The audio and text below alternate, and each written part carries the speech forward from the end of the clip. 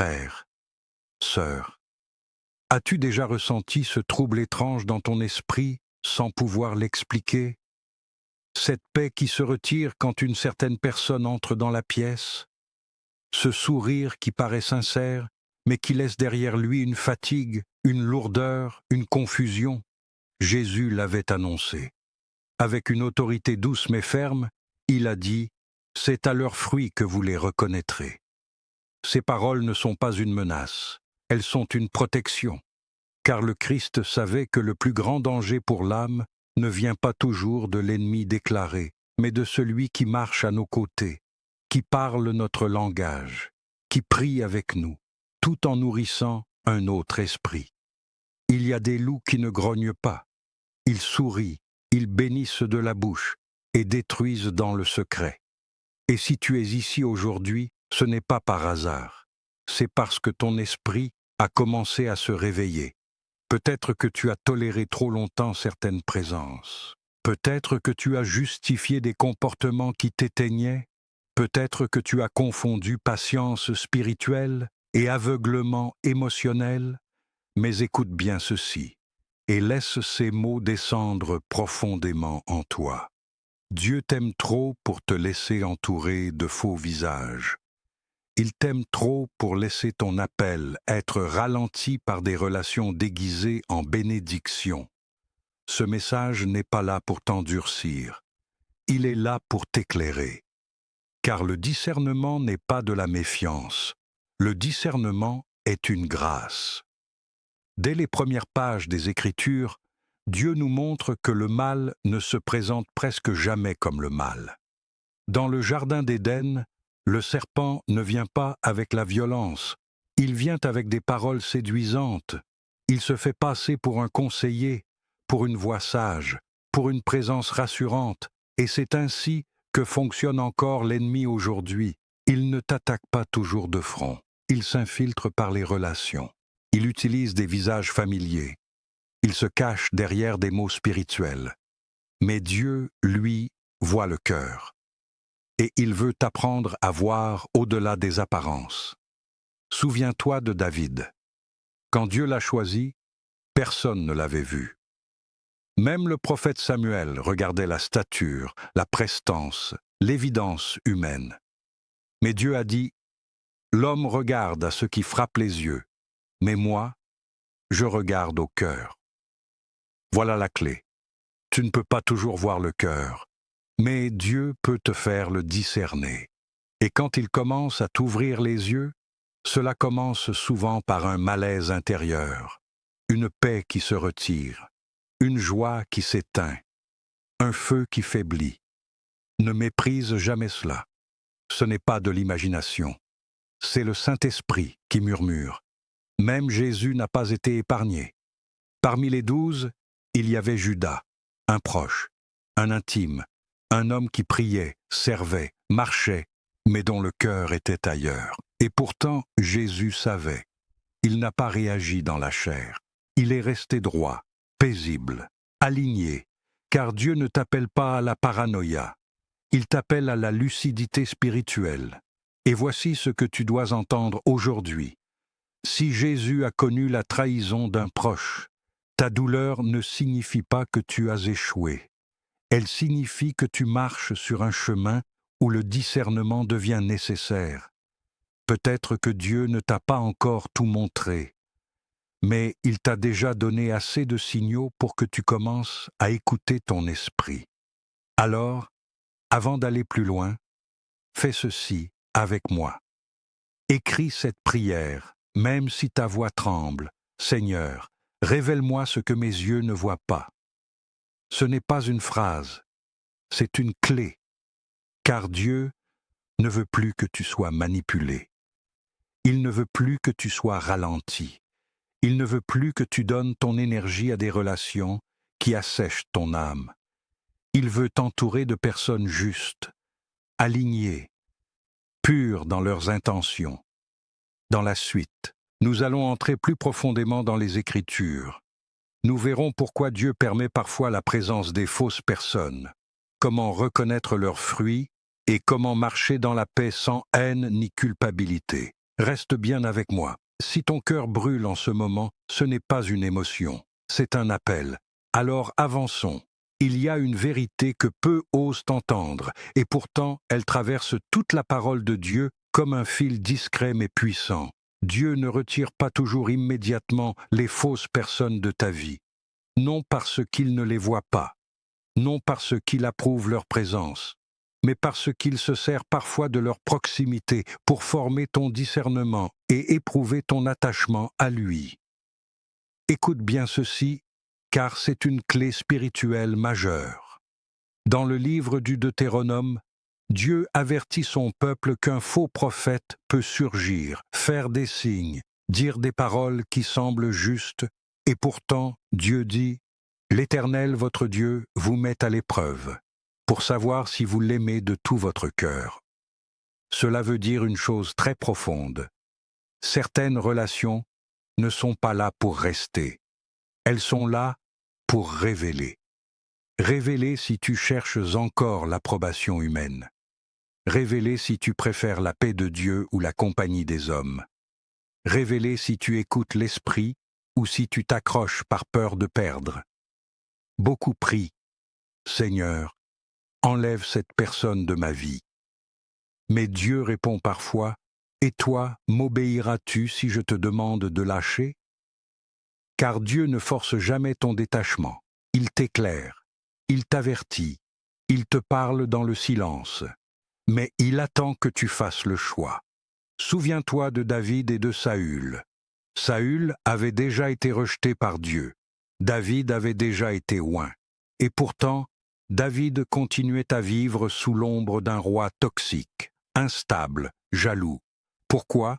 Parce que Dieu formait en David une autorité intérieure. Il lui apprenait à discerner sans haïr, à se retirer sans se venger, à respecter l'onction sans se laisser détruire par le comportement. Voilà une maturité que peu atteignent. Le discernement véritable ne cherche pas à exposer. Il cherche à se protéger. Tu n'as pas besoin de crier ta révélation. Tu n'as pas besoin de justifier ton retrait. Tu n'as pas besoin de convaincre. Quand Dieu te parle, l'obéissance silencieuse suffit. Jésus lui-même a dit « Méfiez-vous des hommes ». Il n'a pas dit cela pour te rendre dur ou fermé, il a dit cela pour te rendre éveillé. Car tout le monde n'est pas mauvais, mais tout le monde n'est pas bon pour toi. Et voici le principe que Jésus donne, simple mais redoutable. Ce n'est pas aux paroles que tu reconnais l'arbre, mais aux fruits. Regarde bien, observe calmement, sans émotion. Quels fruits cette personne produit-elle dans ta vie? Depuis qu'elle est là, as-tu plus de paix ou plus de confusion? Plus de feu pour Dieu ou plus de doute? Plus de clarté ou plus de fatigue intérieure? Le fruit ne ment jamais. Même les amis de Job parlaient de Dieu. Ils citaient des vérités. Ils avaient un langage spirituel. Mais leur présence n'apportait ni guérison ni consolation. Elle apportait la culpabilité, la condamnation, le poids. Toutes les paroles spirituelles ne viennent pas de l'esprit. Il existe des voix religieuses sans amour, des discours justes sans compassion, des conseils bibliques sans cœur de Dieu. Et c'est là que le discernement devient vital. Dans les actes, une femme possédée proclame une vérité. Ces hommes sont serviteurs du Dieu très haut. Elle ne ment pas. Mais Paul discerne que l'esprit derrière cette vérité n'est pas pur, et il la fait taire. Comprends ceci. Les fausses personnes ne disent pas toujours des mensonges. Elles disent parfois des vérités, avec une intention tordue. C'est pour cela que ton esprit peut être troublé alors que tout semble correct en surface. Ne méprise jamais ce malaise, ne le fais pas taire, ne le justifie pas. La paix est le langage du Saint-Esprit. Quand elle disparaît, ce n'est jamais sans raison, et parfois, Dieu se tait volontairement, non pour t'abandonner, mais pour t'observer. Il regarde, si tu vas agir dans la précipitation ou si tu vas attendre. Il regarde si tu vas écouter tes émotions ou si tu vas suivre l'esprit. Car Dieu ne veut pas faire de toi une victime perpétuelle. Il veut faire de toi une sentinelle. Dans la suite, nous verrons pourquoi Dieu utilise parfois même la trahison pour activer ton appel, comment certaines douleurs deviennent une protection, et pourquoi les masques tombent souvent juste avant une grande bénédiction. Reste encore. Ce que Dieu est en train de te montrer n'est pas une simple révélation. C'est une préparation. Nous allons y venir. Il y a une vérité qui dérange profondément l'âme humaine, mais qui libère ceux qui l'acceptent. Dieu utilise parfois les traîtres pour activer ta destinée. Cela choque, cela heurte. Et pourtant, c'est biblique. Regarde Joseph, trahi non par des étrangers, mais par ses propres frères, ceux qui auraient dû le protéger, ceux qui partageaient son sang. Ils l'ont vendu, humilié, effacé. Et pendant des années, Joseph aurait pu croire que Dieu avait fermé les yeux. Mais en réalité, Dieu écrivait une trajectoire céleste. Joseph ne devient pas gouverneur malgré la trahison. Il le devient à travers elle. Et quand le moment arrive, quand Dieu l'élève, quand la promesse s'accomplit, Joseph prononce ces mots qui révèlent une maturité spirituelle immense. Vous aviez médité de me faire du mal, Dieu l'a changé en bien. Voilà le regard de Dieu. Ce que les faux ont voulu utiliser pour te détruire, Dieu l'utilise pour te positionner. Et parfois, il ne les retire pas immédiatement, parce que leur présence révèle ce qui doit encore mourir en toi. Ton besoin d'être approuvé, ta peur d'être seul, ton attachement émotionnel, ton désir de plaire. Dieu ne veut pas seulement changer ton entourage, il veut transformer ton intérieur. Car si tu n'es pas guéri à l'intérieur, tu changeras de personne, mais tu attireras les mêmes esprits. C'est pour cela que certaines douleurs reviennent tant que la leçon n'est pas intégrée. Écoute-moi bien, Dieu ne t'a jamais laissé être blessé sans raison. Chaque trahison a aiguisé ton discernement. Chaque déception a affiné ton regard. Chaque relation toxique a renforcé ton oreille spirituelle. Tu n'es pas devenu amer, tu es devenu lucide. Et il y a une différence énorme. Le discernement ne te rend pas froid, il te rend stable, il ne te ferme pas à l'amour, il te protège de la manipulation, il ne t'isole pas, il t'aligne. David l'avait compris face à Saül. Il n'a pas levé la main, il n'a pas cherché vengeance, mais il a pris ses distances, il a discerné sans condamner. Voilà ce que Dieu t'enseigne aujourd'hui. Tu peux aimer sans rester exposé. Tu peux pardonner sans continuer à te livrer. Tu peux bénir sans maintenir l'accès à ton intimité. Jésus a aimé Judas, mais il ne l'a pas retenu. Il l'a laissé partir. Et parfois, la plus grande preuve de maturité spirituelle, ce n'est pas de sauver une relation, c'est de savoir quand la laisser mourir. Car tout ce qui vient de Dieu produit la vie, la paix, la croissance. Si une relation produit confusion, lourdeur, jalousie, compétition, refroidissement spirituel, alors interroge le fruit. Même si la personne prie, même si elle parle bien, même si elle se dit envoyée, le fruit ne ment jamais. Et voici une clé que le Saint-Esprit veut graver en toi. La perte de la paix est un signal divin. Quand tu ressens ce trouble intérieur, ce froid dans l'âme, cette agitation après une conversation, ce n'est pas ton imagination, c'est l'esprit qui te parle. Mais souvent, tu refuses d'écouter, par attachement. Tu dis « ce n'est pas possible, il est gentil, elle est croyante, je ne peux pas me tromper ». Et Dieu te répond doucement « je ne te condamne pas, je t'avertis ». Car Dieu ne te retire jamais quelque chose de bon. Il te protège de ce qui te détruit lentement. Dans la suite, nous allons voir pourquoi les masques tombent souvent juste avant une grande bénédiction, pourquoi Dieu sépare avant d'élever, et comment reconnaître le moment où il te demande d'obéir. même quand cela fait mal. Reste encore un peu. Ce que Dieu s'apprête à te révéler peut changer la trajectoire de tes relations, et peut-être même de ta destinée. Maintenant, écoute avec ton cœur, pas seulement avec ton intelligence.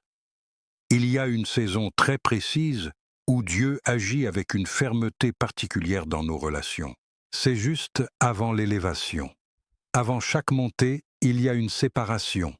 Avant chaque bénédiction durable, il y a un tri.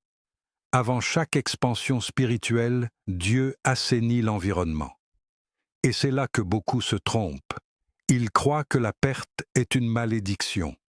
Ils pensent que la rupture est un échec. Ils interprètent la solitude comme un rejet. Mais dans le monde spirituel, c'est souvent l'inverse. Quand Dieu s'apprête à t'emmener plus haut, il commence par alléger ta barque. Souviens-toi de cette parole de Jésus. Tout sarment qui porte du fruit, le Père l'émonde afin qu'il porte encore plus de fruits. Émonder, ce n'est pas enlever ce qui est mauvais. C'est parfois couper ce qui n'est plus utile à la prochaine saison. Certaines personnes ont été nécessaires hier. Elles t'ont accompagné un temps. Elles ont même été un instrument de Dieu à un moment donné. Mais ce qui était juste pour une saison peut devenir un poids pour la suivante. Et Dieu, dans son amour, n'attend pas que tu t'effondres pour agir. Il coupe avant que la branche ne casse. Voilà pourquoi parfois les masques tombent soudainement. Une parole de trop, un comportement révélateur, une trahison inattendue. Et tu te dis, pourquoi maintenant? Parce que maintenant, tu es prêt. Tu es assez fort pour voir, assez mature pour comprendre, assez ancré pour ne pas te perdre. Dieu n'expose jamais pour humilier, il expose pour protéger. Regarde Jésus. Il savait que Judas allait le trahir, et pourtant, il ne l'a pas écarté brutalement. Il a attendu le moment juste. Pourquoi? Parce que l'exposition prématurée peut détruire, mais l'exposition au bon moment libère. Et peut-être que toi aussi, tu es dans ce moment précis. Tu vois enfin clair. Ce qui te paraissait confus devient évident. Ce que tu excusais devient insupportable. Ce n'est pas que la personne a changé, c'est toi qui as grandi. Et maintenant, Dieu te demande quelque chose de difficile, mais de salvateur. L'obéissance sans explication. Tu n'as pas toujours besoin de comprendre pour obéir. Tu n'as pas besoin d'avoir toutes les réponses pour te retirer. Tu n'as pas besoin que l'autre reconnaisse ses torts pour avancer. L'obéissance n'attend pas les excuses, elle suit la paix. Et voici une vérité qui libère beaucoup d'âmes. Pardonner ne signifie pas garder. Tu peux libérer quelqu'un de ton cœur sans lui redonner accès à ta vie. Tu peux aimer à distance, bénir sans proximité, relâcher sans revenir en arrière. Jésus n'a jamais couru après ceux qui partaient. Il ne s'est jamais justifié. Il a laissé partir et il a continué d'avancer. Parce que tout ce qui est envoyé par Dieu reste, et tout ce qui n'est pas envoyé par lui finit par se dévoiler. Dans la suite, nous verrons comment Dieu te guérit après ces séparations, comment il restaure ton cœur pour que tu n'aies plus peur d'aimer, et comment il prépare déjà de nouvelles connexions alignées avec ton appel. Ne t'arrête pas maintenant. Ce que Dieu fait en toi est profond. Alors, laisse-moi t'emmener encore plus loin. Car après la séparation vient une étape que beaucoup négligent, mais qui est essentielle, la guérison du cœur. Dieu ne te montre jamais les faux visages pour te rendre dur. Il te les montre pour te rendre libre. Mais si tu ne laisses pas Dieu guérir ce qui a été blessé, le discernement peut se transformer en méfiance et la sagesse en muraille. Et Dieu ne veut pas que tu survives. Il veut que tu vives. Regarde le psalmiste. Il dit avec une douleur crue, « Ce n'est pas un ennemi qui m'a outragé. C'est toi, mon compagnon, mon ami intime. » Cette phrase traverse l'âme comme une épée, parce que la trahison d'un proche laisse une blessure plus profonde que 1000 attaques ouvertes. Mais écoute bien, Dieu n'ignore jamais cette douleur. Chaque larme versée en silence, chaque nuit où tu as prié sans comprendre, chaque question sans réponse, Dieu les a vues. Et parfois, il a permis la blessure pour t'éviter une destruction bien plus grande. La douleur est devenue ton alarme. La trahison est devenue ton réveil. La perte est devenue ta protection. Sans cette révélation, tu serais resté attaché à une illusion. Mais Dieu ne te laisse pas blesser. Il te guérit si tu lui ouvres la plaie. Et voici un point crucial. Dieu ne guérit pas ce que tu caches. Il guérit ce que tu lui confies. C'est pour cela que tu dois venir à lui sans masque, sans spiritualiser ta souffrance, sans minimiser ton chagrin. Dis-lui, Seigneur, ça m'a fait mal, j'ai cru, j'ai aimé, j'ai espéré, et j'ai été brisé. Dieu n'est pas choqué par ta vérité, il l'attend. Et quand tu oses lui exposer ta blessure, il ne te reproche pas ta naïveté. Il te dit, tu étais pur, tu n'étais pas faible, tu étais sincère. Ce sont les cœurs tordus qui ont abusé de ta lumière. Mais aujourd'hui, Dieu ne te demande pas de devenir sombre, il te demande de devenir sage. Et la sagesse commence par le pardon. Pas un pardon émotionnel, pas un pardon religieux, un pardon libérateur. Pardonner, ce n'est pas excuser, ce n'est pas nier, ce n'est pas oublier. Pardonner, c'est refuser de rester lié à la blessure, car tant que tu nourris la rancune, la personne continue d'occuper ton espace intérieur, et Dieu veut récupérer tout ton cœur. Alors, il te dit aujourd'hui, relâche-les, bénis-les, confie-les à ma justice et avance. La justice de Dieu est plus sûre que ta vengeance. Sa paix est plus précieuse que ton besoin d'avoir raison. Et quand tu pardonnes vraiment, quelque chose se brise dans l'invisible. Les chaînes tombent, les souvenirs perdent leur pouvoir, la peur de revivre la même histoire disparaît.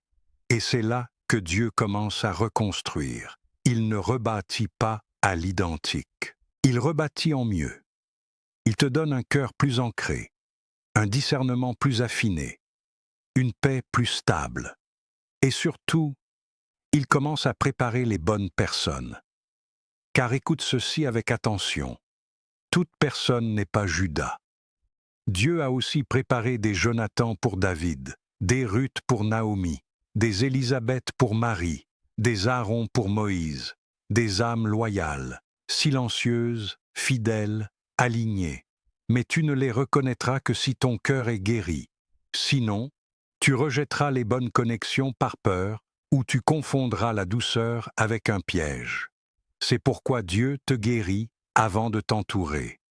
Dans la suite, nous verrons comment marcher concrètement avec un discernement aiguisé, comment écouter les signaux du Saint-Esprit au quotidien et comment bâtir des relations saintes sans retomber dans les anciens schémas. Ne te détourne pas maintenant. Tu arrives à un point de bascule. Écoutons maintenant avec gravité. Car une fois que Dieu a séparé, une fois qu'il a commencé à guérir, il ne te laisse jamais sans direction. Il ne veut pas seulement que tu évites les mauvaises personnes, il veut que tu apprennes à marcher avec lui dans chaque relation. Et voici une vérité centrale que l'Esprit veut déposer en toi. Le discernement n'est pas une réaction émotionnelle, c'est une posture spirituelle. Beaucoup confondent intuition et discernement. L'intuition peut venir de l'âme. Le discernement vient de l'esprit. Et l'esprit ne crie pas, il murmure. Il parle dans le silence après une conversation. Il parle dans la paix qui reste ou qui disparaît. Il parle dans les nuits troublées, les pensées persistantes, les hésitations inexpliquées. Jésus a dit « Mes brebis entendent ma voix ». Cela signifie que tu peux apprendre à reconnaître sa voix, non seulement pour les décisions visibles, mais aussi pour les personnes. Et voici comment Dieu t'enseigne concrètement à discerner, il t'apprend à ralentir. Les fausses relations aiment la précipitation. Elles veulent une intimité rapide, une confiance immédiate, un attachement sans fondation. Mais Dieu, lui, te dit Prends le temps, observe, laisse le fruit apparaître. Le temps est un filtre spirituel. Il démasque les intentions, il révèle les répétitions, il fait tomber les déguisements. C'est pour cela que la Bible dit « Il n'y a rien de caché qui ne doive être révélé ». Ce n'est pas à toi de forcer la révélation. C'est à toi de rester aligné pendant que Dieu agit. Deuxième chose que Dieu t'enseigne. Il t'apprend à écouter ton corps spirituel. Quand une relation vient de lui, ton âme respire. Même dans les désaccords, il y a la paix. Mais quand une relation n'est pas alignée, ton esprit se fatigue, ton feu s'éteint, ta prière devient lourde, ta joie se retire. Ne minimise jamais ces signaux. Ce sont des alertes sacrées. Troisième chose essentielle, Dieu confirme toujours. Il ne te demande jamais de décider dans la confusion. Il te parle une fois, puis une deuxième, puis une troisième, par une parole biblique, par un message inattendu, par un conseil spirituel, par une situation qui se répète. Quand Dieu insiste, ce n'est pas pour te brusquer, c'est pour te protéger. Mais attention, parfois, ce n'est pas Dieu qui tarde, c'est toi qui hésites. Parce que lâcher, ça fait peur. Parce que dire non, ça coûte. Parce que la solitude fait trembler. Mais écoute bien cette vérité libératrice. La solitude dans la volonté de Dieu vaut mieux que la compagnie dans la désobéissance. Dieu ne te laisse jamais vide.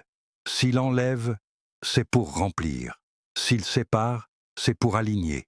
Et souvent, il attend une chose précise, ton oui intérieur. Pas un oui public, pas un oui verbal, un oui du cœur. Seigneur, même si je ne comprends pas tout, je te fais confiance. C'est à ce moment-là que le ciel agit avec puissance. Dans la suite, nous entrerons dans la prière de détachement et d'alignement, celle qui ferme les portes invisibles, celle qui libère l'âme, celle qui ouvre la nouvelle saison. Reste encore. Tu es très proche du point de bascule.